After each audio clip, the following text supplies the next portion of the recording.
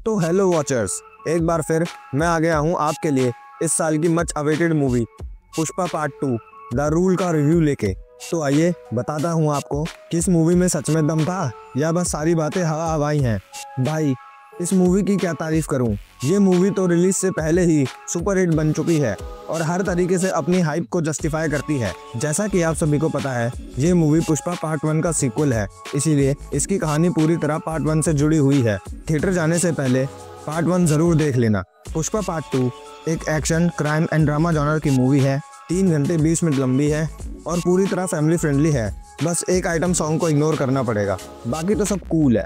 Pushpa part 1 में हमने एक मामूली से मजदूर को चंदन किंग पुष्पा बाहु बनते देखा और पार्ट 2 में हम उसी किंग को राज करते हुए देख रहे हैं। पुष्पा पहले पार्ट में जितना सनकी था उससे कहीं ज़्यादा सनकी इस पार्ट में है और वो अपनी इज्जत बचाने के लिए कुछ भी करेगा, चाहे फिर लाशें बिछानी हो या किसी को आग लगानी हो। पुष्पा किसी के आगे झुकेगा नहीं, ये बात तो तय है। भाई तारीफ करनी पड़ेगी डायरेक्टर सुकुमार की।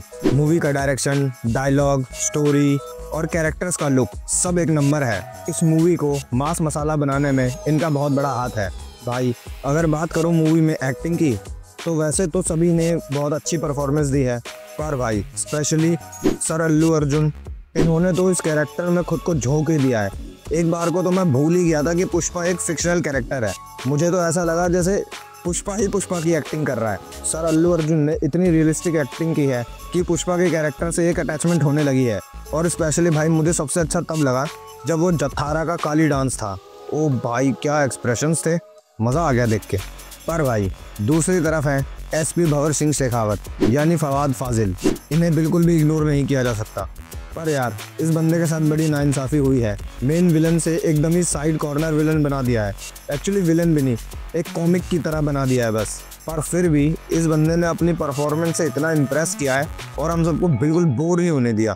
इस मूवी में हमें बहुत से गाने भी देखने को मिलते हैं। मैंने ये मूवी हिंदी डब्ड वर्जन में देखी, इसलिए गानों की डबिंग थोड़ी अजीब ही लगी, पर इन गानों के टाइमिंग और इम्पोर्टेंस का पूरा ध्यान रखा गया है। जैसे कि मूवी में एक गाना है किसिक, इसको मूवी रिलीज होने से पहले सुनो तो बेमतलब सा आइटम सॉन्ग लगता है, पर अब मूवी देखने के बाद इसकी भी इम्पोर्टेंस समझ में आती है। पर भाई मूवी में इतना कुछ पॉजिटिव मसाला होने के साथ साथ कुछ नेगेटिव पॉइंट्स भी हैं, तो आइए करते हैं उन पे बात। सबसे बड़ा नेगेटिव पॉइंट है मूवी के 2 सबसे बड़े एक्शन सीन्स। भाई मूवी के शुरू होते ही एक एक्शन सीन है जिसमें पुष्पा जापानियों से लड़ रहा है। वो इतना अनरियलिस्टिक है कि साफ साफ पता चलता है कि हार्नेस और वायर्स का यूज किया गया है और एग्जैक्ट बता सकते हैं कि कहाँ पर कर रहे हैं। और सेकंड एक्शन सीन है लास्ट में, उसमें पुष्पा भाऊ के हाथ और पैर बांधे हुए हैं और अब पुष्पा भाऊ एक इच्छाधारी नाग बन चुके हैं जो उड़ उड़ के सबको काट रहे हैं और डस रहे हैं। भाई पुष्पा है तो कुछ भी हो सकता है, ज़्यादा सवाल नहीं करने का। और दूसरा नेगेटिव पॉइंट है मूवी का क्लाइमैक्स सीन। मूवी का एंड किसी बड़े विलन के एंड के साथ नहीं हुआ है, बस एक छोटा सा कैरेक्टर इंट्रोड्यूस हुआ, उसे मारा और मूवी ख़त्म। ये क्या था भाई। खैर अब तो आगे ही पता चलेगा पार्ट 3 में कि मेन विलन है कौन। इन शॉर्ट भाई ये मूवी फ्लावर नहीं वाइल्ड फायर है। ये मूवी सारे रिकॉर्ड तोड़ेगी और किसी के आगे झुकेगी नहीं साला। तो भाई ये था रिव्यू पुष्पा पार्ट 2 का। अगर रिव्यू पसंद आया हो तो सब्सक्राइब करो वॉचर्स। चलो फिर मिलते हैं नेक्स्ट रिव्यू में। Till then tata, piece.